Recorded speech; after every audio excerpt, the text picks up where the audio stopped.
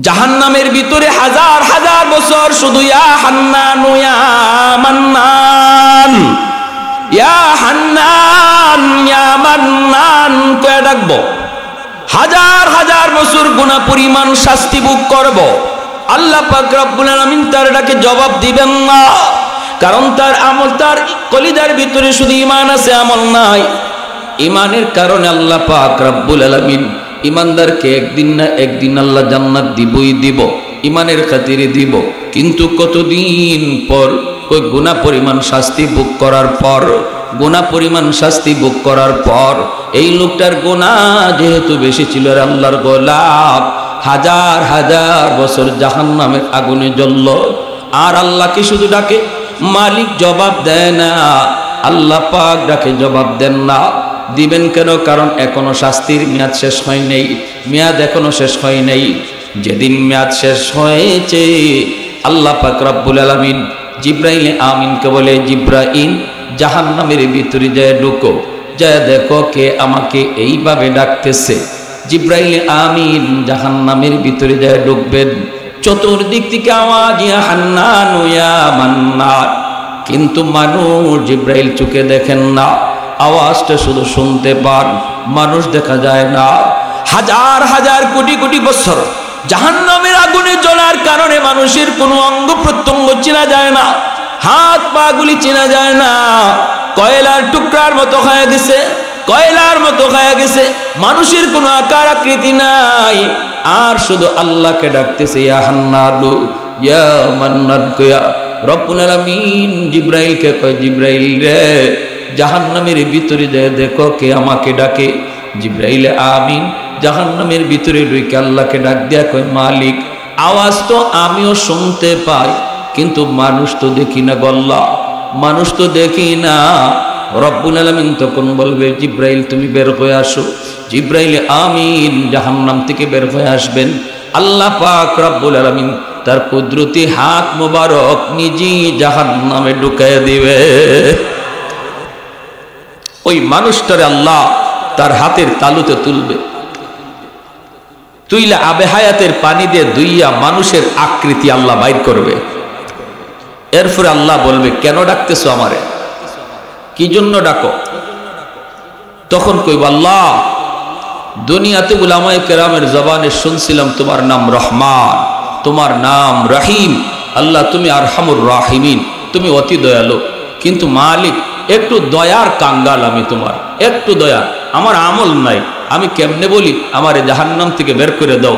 আল্লাহ এতটুকু বলার সাহস আমার নাই, কারণ আমল তো নাই, ফুজি নাই। তবে যদি একটু দয়া করে আমাকে জাহান্নামের নিচ থেকে উপরে দরজার কিনারায় রেখে দিতা, আল্লাহ আমি তোমার দয়া আর মায়ার কাঙ্গাল। আল্লাহ পাক রব্বুল আলামিন তখন বলবে, বান্দা ঠিক আছে, আমি তোর কথাকে রাখলাম, জাহান্নামের দরজার কিনারায় তোর রেখে দিলাম, কিন্তু বান্দা বল এরপরে আর কিছু চাইবি না? কই না গো মালিক, আর কিছু চাইবো না, আর কিছু চাইবো না। আল্লাহ বলেন, ওয়াদা কর এরপরে আর কিছু চাইবি না? কয় না। দরজার কিনারায় আল্লাহ পাক রব্বুল আলামিন তারে আইনা রেখে দিবেন। কিছুক্ষণ যেতে না যেতেই আবার ডাক শুরু করে দিল, ইয়া হান্নান ইয়া মান্নান, ইয়া হান্নান ইয়া মান্নান। মালিক ডাক দেয়া কই, কিরে বান্দা আবার কেন ডাক দিলি, আবার কেন ডাক দিলি? তখন কয়, মালিক আমাকে তুমি যেই জায়গায় রাখছো এই জায়গাটা দরজার কিনারা, এই জায়গা যেমন দরজার কিনারা, ওই পাশটাও তো দরজার কিনারা। আল্লাহ তুমি যদি দয়া করে আমাকে এই পাশে না রাইকা ওই পাশে রেখে দিতা। বলুন তো আপনারা, বলুন দরজার এই পাশ আর ওই পাশে বেশ কম আসেনি না নাই? আর একটু জোরে কোন আসেনি না নাই? দরজার এই পাশটা হলো জাহান্নামের ভিতর, দরজার ওই পাশটা হলো জাহান্নামের বাহির। আল্লাহ আমাকে তুমি জাহান্নামের বাহিরে দিয়ে দাও, এই কথা বলে না। কয় মালিক আমাকে যেই জায়গায় তুমি রাখছো এটা তো এই দরজার পাশ, এটা যেমন পাশ ওইটাও তো পাশ, এ পাশে না রাইকা ওই পাশে রাখলেও তো তুমি পারো। সুবহানাল্লাহ কেটেন না। আল্লাহ পাক রব্বুল আলামিন কয় বান্দারি ওয়াদা করেছিলি আর কিছু চাইবি না? কয় মালিক আমি আর কিছু চাইবো না। আল্লাহ পাক রব্বুল আলামিন কয় বান্দা তুই কি চাইছ তুইও বুঝোস আমিও বুঝি, সুজা না চাইয়া একটু ঘুরাইয়া চাইছ, ঠিক না? সুজা কথা হইল আমার জাহান্নাম থেকে বাহিরে দিয়ে দাও, এইভাবে সুজা না বইলা তুমি বলছো দরজার ওই পাশে রেখে দাও, ঠিক আছে আমি তোরে দরজার ওই পাশেই রেখে দিলাম, জাহান্নামের বাকিরেই তোরে রেখে দিলাম, কিন্তু বান্দা ওয়াদা কর এরপরে আর কিছু চাইবি না, আর কিছু চাইবি না, ওয়াদা কর, ওয়াদা কর। কয় মালিক ওয়াদা করলাম আর কিছু চাইবো না। দরজার বাহিরে আল্লাহ পাক এনে রাখলেন, কিছুক্ষণ পরেই সে তাকায় দেখে ওই যে দেখা যায় জান্নাতের গেট, জান্নাতুল মাওয়া, জান্নাতুল ফেরদাউস, জান্নাতুন নাঈম, জান্নাতের গেটগুলি দেইখা আবার আল্লাহকে ডাক শুরু করেছে, ইয়া হান্নান ইয়া মান্নান, ইয়া হান্নান ইয়া মান্নান। আল্লাহ আবার কয় বান্দা কি হলো তোর, এখন কেন ডাক দিলি? কয় মালিক আমাকে তুমি যেই জায়গায় রাখছো এই জায়গাটা জাহান্নামের ভিতরেও না জান্নাতের ভিতরেও না, আমারে এখানে রাখা যে কথা জান্নাতের গেটের পাশে রাখা এক কথা। ওই আল্লাহ তোমাকে বলি না আমাকে জান্নাতের ভিতরে দিয়া দেও, এমন কথা বলি না, বলার সাহসও আমার নাই, কিন্তু মালিক এখানে রাখা যে কথা জান্নাতের গেটের পাশে রাখা এক কথা। ওই এই জায়গাটাও জাহান্নামের বাহির, ওই জায়গাটাও জান্নাত জাহান্নামের বাহির। আল্লাহ তুমি যদি দয়া করে আমাকে জান্নাতের গেটের পাশে রেখে দিতা। আল্লাহ পাক রব্বুল আলামিন তখনও কয় বান্দা বল তুই না ওয়াদা করেছিলি আর কিছু চাইবি না, তুই না ওয়াদা করেছিলি আর কিছু চাইবি না। কয় মালিক আমি তোমার দয়ার কাঙ্গাল, মায়ার কাঙ্গাল। এই কথা বইলা আবার আল্লাহ পাকের কুদরতি কলিজায় দরদ লাগে। মালিক বলে বান্দা যা, তোরে আমি জান্নাতের গেটের পাশেই রাখবো, কিন্তু ওয়াদা কর, ওয়াদা কর এরপরে আর কিছু চাইবি না। কয় 100% ওয়াদা করলাম আর কিছুই চাইবো না। জান্নাতের গেটের পাশে আইছে, এখন জান্নাতের গেটের পাশে আইসা এখন তার মনের ইচ্ছা হইল জান্নাতের ভিতরে আল্লাহ রাখছে কি একটু দেখা দরকার।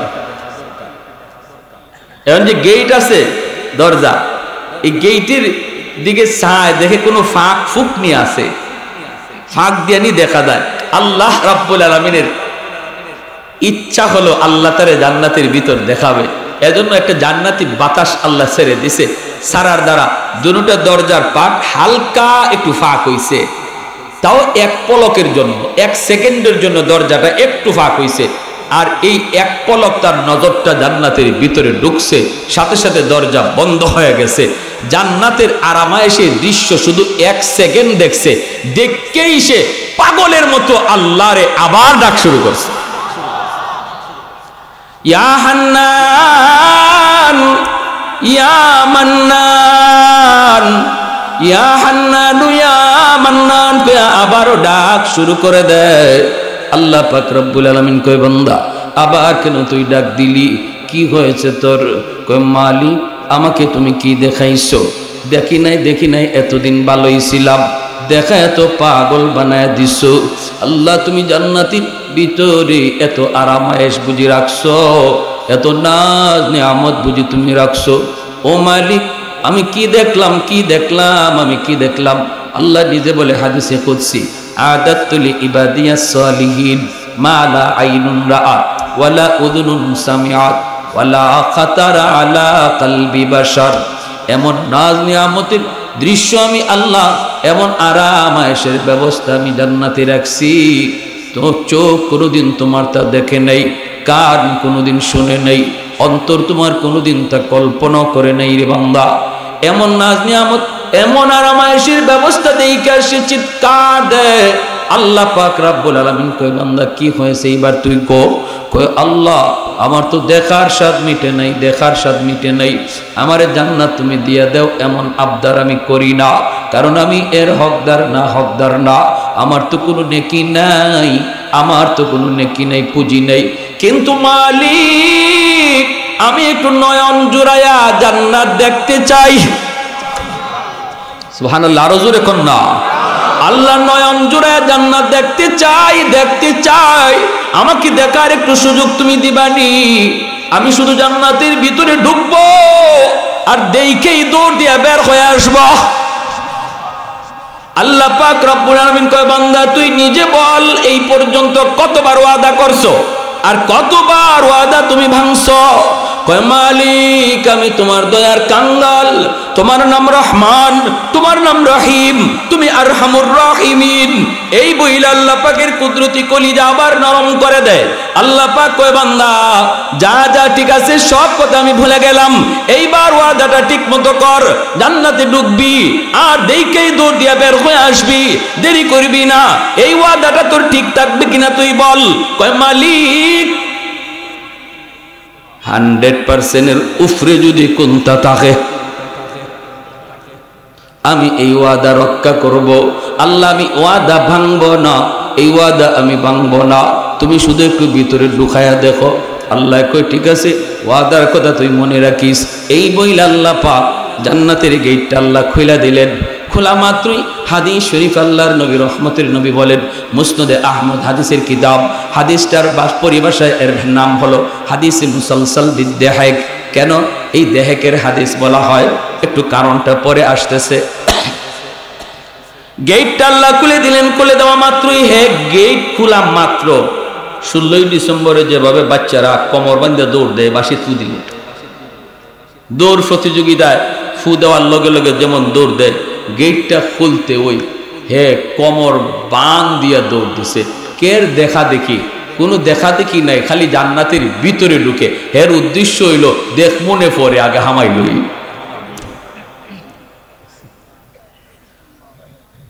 দেখমো পরে আগে যদ্দূর ফারি ভিতরে হামাই লই। এখন আর ফিসে চায় না, খালি দৌড়ে দিছে আল্লাহ ধমক, এই বন্ধ থাম। ধমকটা দিতেই থামছে, কাঁপতেছে ডরায়া। আল্লাহ পাক বলে, এটাই কথা ছিল নাকি? তাড়াতাড়ি বাইর। মাথাটা নিচের দিকে দেখো, মালিক ও মালিক তুমি কি আমাকে এখন বের করে দিবা গো? তুমি যদি আমাকে এখন বের করে দাও তাহলে তোমার ওয়াদা ভাঙ্গা হবে। আল্লাহরে কয়, আল্লাহ পাক কয়, কস কি তুই? আমি কখন তোর সাথে ওয়াদা করলাম? এতক্ষণ পর্যন্ত শুধু তুই ওয়াদা করলি আর তুই ওয়াদা ভাঙলি। কই, মালিক আমার সাথে তুমি ওয়াদা করো নাই, কিন্তু কোরআনের মাধ্যমে তুমি ওয়াদা করেছো, আলেমদের জবানি শুনেছি, যারে তুমি একবার জান্নাতে ঢুকাইবা আর কোনোদিন বের করবা না, এটা তোমার ওয়াদা নি তুমি কও। আল্লাহ কই, এটা তো আমার ওয়াদা। কই, যদি তোমার ওয়াদা হয় তাহলে আমি তো কোনো না কোনো সুরতে জান্নাতে ঢুকে পড়েছি, এখন যদি তুমি আমাকে বের করো তোমার ওয়াদা ভাঙ্গা হয়। সুবহানাল্লাহ, জোরে বলি।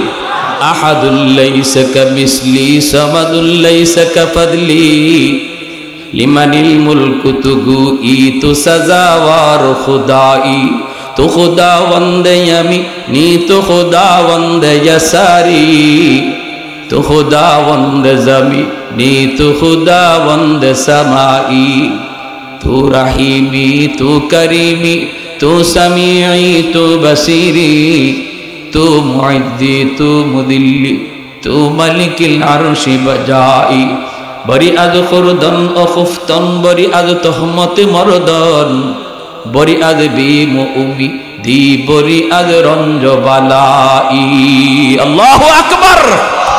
আর একটু জোরে মুসলমানের আওয়াজ আল্লাহু আকবার। হের কথা শুনে আল্লাহ নিজে হাসিয়ে দিছে।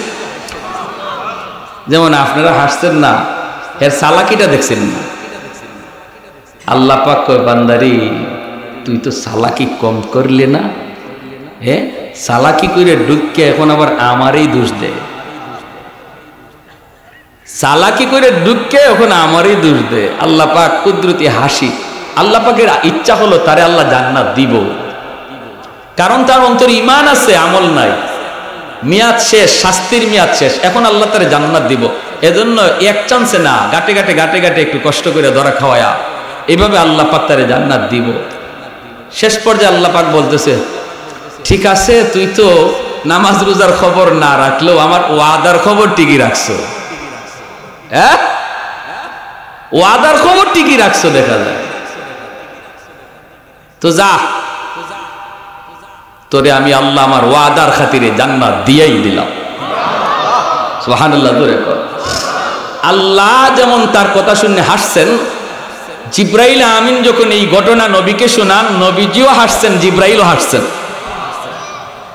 আমার আপনার নবী যখন সাহাবায়ে কেরামদেরকে হাদিস শোনাইতেছেন যে এরকম ভাবে একটা কাণ্ড, তখন দেখা যায় সাহাবায়ে কেরামও হাসেন। সাহাবায়ে কেরাম হাসছেন, তারা এই হাদিস শোনাইছেন, তাদের ছাত্ররা হাসছেন। এইভাবে এই হাসির জায়গাটাতে আইসা, এই যে হাসিটা, এটা নবীর জমানা থেকে নিয়ে আজ অবধি পর্যন্ত আমাদের উস্তাদগণ শোনান, যে শোনায় হেও হাসে, যে শুনে হেও হাসে। এই জায়গায় আইসা একটু মুস্কি হাসলে আল্লাহর নবীর সুন্নতের উপরে, হাসির সুন্নতের উপরে আমল হয়ে যাবে। তাহলে আমার মায়ার নবীর একটা হাসির সুন্নত কিয়ামত পর্যন্ত জারি আছে, যে এই জায়গাটাতে আইসা আমার মায়ার নবী হাসছিলেন। জিব্রাইল আমিন নবীকে, সাহাবীরা জিজ্ঞেস করেন, নবীকে আপনি হাসলেন কেন? আল্লাহ নবী কয়, আমি হাসমু কেন, এটা কি বলবো? জিব্রাইল যখন আমারে হুনাইতেছে তখন দেখি জিব্রাইল নিজেও হাসে। আমি জিব্রাইলকে বললাম, ভাই জিব্রাইল তুমি হাসলা কেন? জিব্রাইল কয়, নবী কয়, আমার কথা কি কইব, আল্লাহ নিজেই হাসিয়ে দিছে।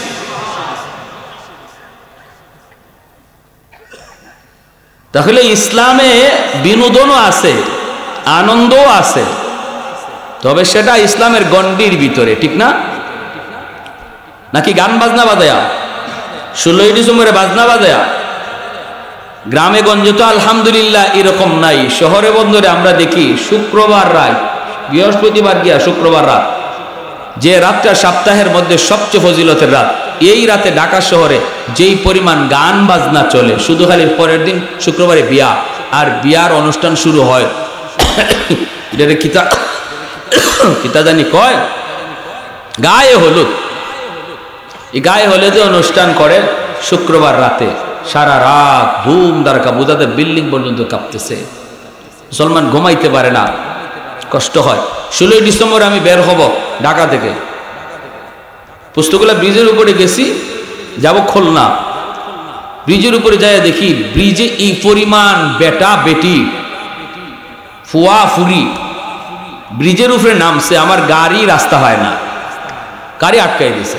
হঠাৎ করে দেখি এক মহিলা হেও নামছে, মহিলা বোরকা তো একজনের না, এরা বোরকা কিতা ফর্দা এটা খায় না গলা দেয় এটাও জানে না, তো বোরকা ছাড়া নামছে। মহিলা সেলফি তুলে, নজর আমার পড়ে গেছে গা, নজর পড়া তো দোষ না, নজর আটকায় রাখাটা দোষ, ঠিক না? নজর পড়া মাত্রই নজর সরায় ফেলো, তাহলে আমলের মধ্যে আল্লাহ পাক হালাওয়াতে ঈমান দান করবে, আমলের স্বাদ তৈরি হবে। মা মিন মুসলিমিন ইয়ানজুরু ইলা মাহাসিন ইমরাতিন আউয়ালা মাররা তুম্মা ইয়াগুদ্দু বাসারা ইল্লা আহদাসাল্লাহু লাহু ইবাদাতান ইয়াজিদু হালাওয়াতাহা। আল্লাহ নবী বলছেন, সুন্দরী নারীর দিকে নজর পড়ছে, সাথে সাথে নজরটা ফিরাও, দেখবা আল্লাহ পাক নামাজের মধ্যে মিষ্টি খাইলে যেমন স্বাদ লাগে, নামাজ কোরআন তেলাওয়াত জিকির আজকারে আল্লাহ ওই রকম স্বাদ তৈরি করে দেবে। ওয়াজ মাহফিল ভালো লাগবে। মোবাইলে বেগানা নারীর ছবি দেখা বাদ দাও, দেখবা মসজিদে গিয়ে তাড়াহুড়া করা লাগবে না, ঘড়ির দিকে চাওয়া লাগবে না। ইমাম সাহেব কই, টাইম তো হয়ে গেল, ডিজিটাল ঘড়ি, অ্যানালগ ঘড়ি বাতিল, মাত্র টাইমটা হওয়া মাত্রই পিছনের দিকে ইমাম সাহেব আইবার আগেই মুসল্লি খারাই গেছে। আপনাদের এলাকায় মনে হয় নাই, আর খালি ফিসিতে চাওয়া চাই। অথচ আল্লাহ নবীর জমানার আমল শুনেন, এখনো মক্কা মদিনায় এই আমল চালু আছে। কোন মসজিদে জামাত কয়টায় দাঁড়াবে ঘড়ির কাটা নাই, টাইম নাই, নামাজের সময়সূচির মধ্যে জামাত কখন দাঁড়াবে এই টাইম লেখা নাই।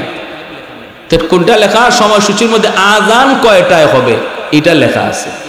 জোহরের আজান একটায়, কিন্তু জামাত দাঁড়াবে কয়টায়? প্রশ্ন যদি করেন, মদিনার মানুষ, মক্কার ছোট ছোট বাচ্চারাও বলবে, এই প্রশ্ন কেন করলেন? জামাত দাঁড়াবে ইমাম সাহেব যখন আসবে তখন। কি বুঝলে? আর আমরা বাপরে বাপ না, আমাদের টাইম একবারে ডিজিটাল টাইমের টাইম, 1 সেকেন্ড এদিক সেদিক হইতে পারে না। আমার ভাইরা তো মহিলা দেখছি কি করে জানেন, সেলফি তুলে।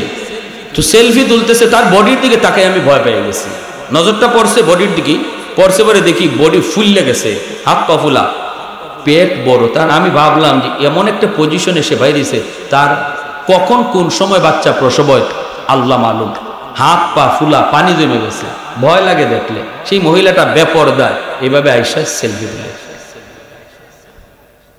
এটা 16 ডিসেম্বরে আনন্দ করার, এটা ইসলাম অনুমতি দেয়?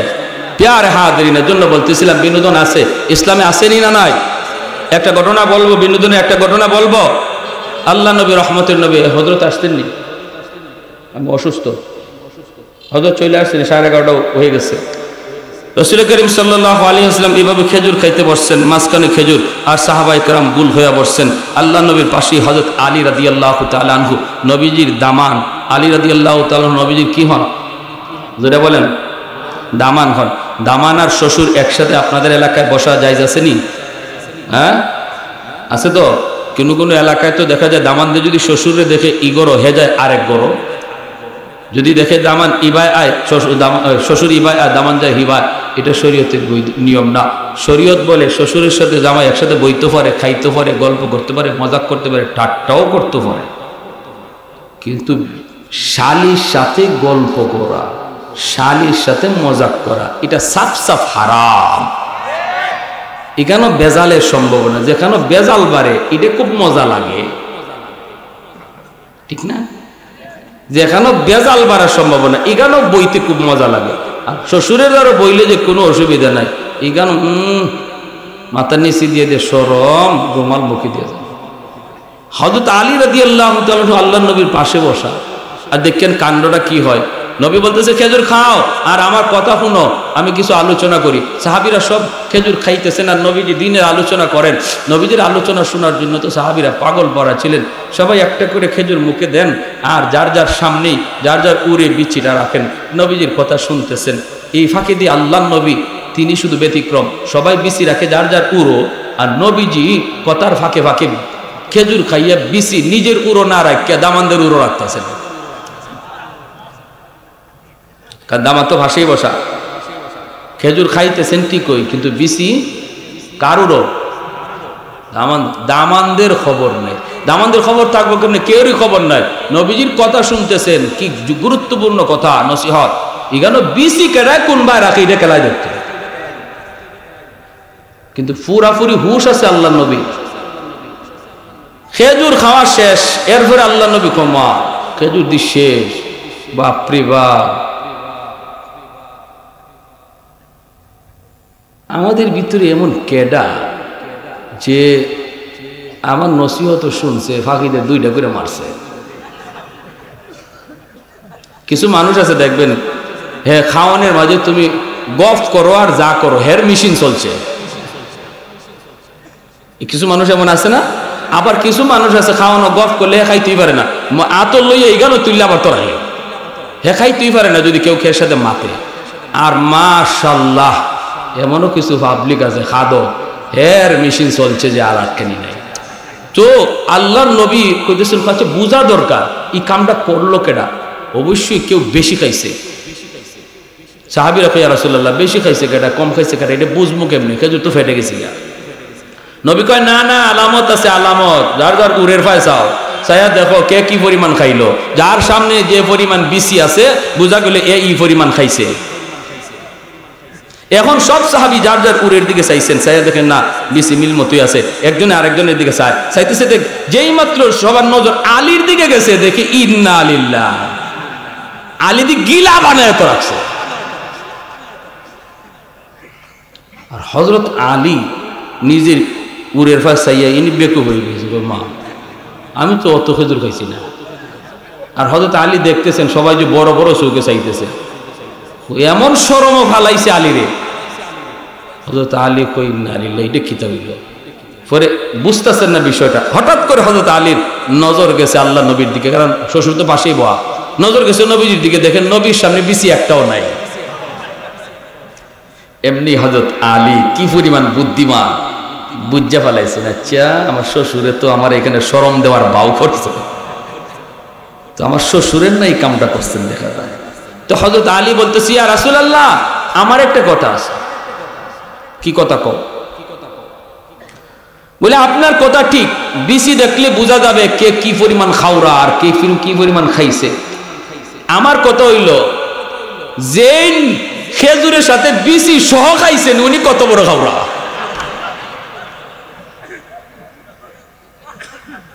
কিতা বুঝলেন? মৌলবীরার বুদ্ধি নাই। আল্লাহ রসুল মুসকে হাইসা বলতেছে, আলী এজন্যই তো বলেছি আনা মাদিনাতুল ইলমি ওয়া আলিয়ুন বাবুহা, আমি এলেমের শহর আর আমার আলী হলো ওই শহরের দরওয়াজা। কত সুন্দর জবাবটা দিছে। সাহাবায়ে কেরাম তখন বুঝো, ও আচ্ছা এখানে তো শ্বশুরে আর দামানদে ঠেলাঠেলি চলছে দেখা। এত সুন্দর কৌতুক, এত সুন্দর মজাক আল্লাহ নবী করছেন, বিনোদন করছে। এই লোকটারে যখন আল্লাহ পাক কইছে যাও জান্নাত দিয়ে দিলাম, হে জান্নাতে যাইতেছে, গিয়া দেখে জায়গা নাই, হের কেউ জায়গা দেয় না, বইলে ধর্মীয় উঠো এটা আমার জান্নাত, কারণ হের আগে তো সবাই গেছে গিয়া দখল করে লিছে। এখন হে কয় আল্লাহ আমারে যে তুমি জান্নাত দিছো, যাইমু কই, কেউ যে আমার বইবারই দেয় না, তুললে দেয়। আপনি ইস্তেমার মাঠে যদি পরে যান, গিয়া উগলা খালি বিছাইবেন, কই মেয়ে বাড়ি কই, বলে সিলেট, বলে হর এটা বরিশাল, কয় না কয় না, কই মেয়ে হর ভাগ, এটা সিলট না, এটা নোয়াখালী। তখন হেগে খালি বয় না উঠো, এটা তোমার না এটা আমার। ও আল্লাহ আমি কোন তালো করলাম, আমারে তুমি জান্নাত দিছো না কিতা করছো আল্লাহ? আল্লাহ কইতে তুমি তোমার জান্নাত পাও না, বলে না কত সামনে আগবাও, আরো আগো, আগাইতে আগাইতে গিয়া দেখবা বিশাল এক গেট, আর গেটের উপরে তোমার নাম লেখা। শুধুমাত্র তোমার জান্নাত দিছি না, যে দুনিয়া থেকে আইছো এমন 10টা দুনিয়ার সমান জান্নাত আমি আল্লাহ তোমারে দান করছি। সুবহান। ঠিকই হাঁটতে হাঁটতে গিয়ে সে তার জান্নাত পেয়ে যায়, নাম সহ, নেম প্লেট সহ, অটোমেটিক গেট খুলে যায়।